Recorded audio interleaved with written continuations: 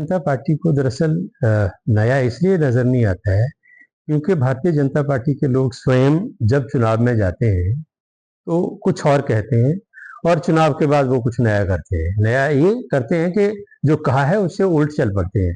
हमारी सरकार ने जो कमिटमेंट्स लोगों से की है उन्हीं के विषय में मुख्यमंत्री ने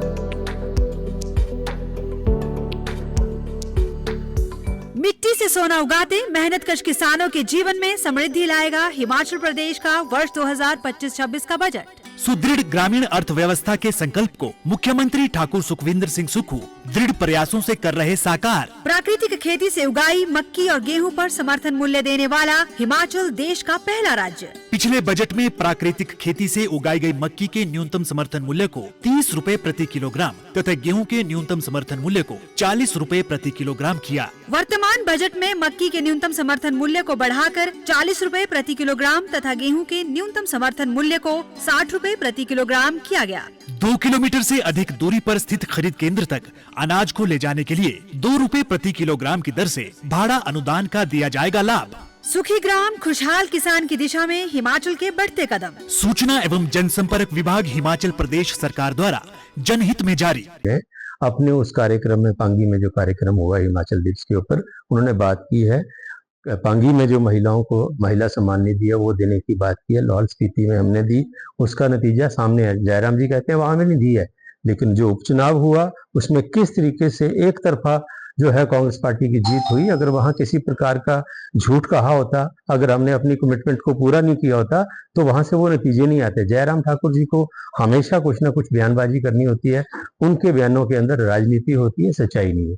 सीबीआई है, इलेक्शन कमीशन है, ये ऐसी संस्थाएं हैं जिनका इतना बेजा इस्तेमाल वर्तमान सरकार ने किया है। ये संस्थाएं अब अपनी विश्वसनीयता ही खो चुकी हैं।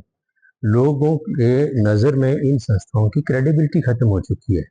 और ये जो नेशनल हेराल्ड को लेके जो ये मसला बार बार भारतीय जनता पार्टी की सरकार सामने लेके आती है ईडी के माध्यम से, ये बड़ा दुर्भाग्यपूर्ण पहलू है। हर वो चीज, हर वो व्यक्ति, हर वो संस्था जिसका संबंध स्वतंत्रता संग्राम से रहा है, उससे भारतीय जनता पार्टी के नेताओं को एलर्जी है, नफरत है।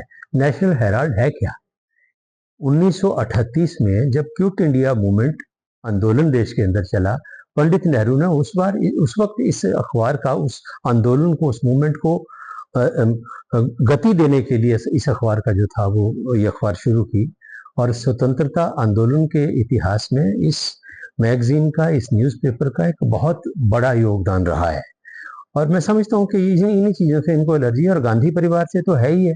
और अब जिस अंदाज में राहुल गांधी देश के अंदर भारतीय जनता पार्टी के खिलाफ आवाज उठा रहे हैं, मुद्दे उठा रहे हैं, और आपने देखा अहमदाबाद में जो कांग्रेस पार्टी का अधिवेशन हुआ उसमें भी जिस तरीके से गुजरात को एजेंडा बना के कांग्रेस पार्टी चल रही है कि अब गुजरात भारतीय जनता पार्टी से छीनना है, तो कहीं ना कहीं भाजपा का जो लीडरशिप है उसमें बौखलाहट है, झल्लाहट है, और उसी के चलते इस तरह की जो कार्रवाइयां हैं उनको अंजाम दिया जा रहा है।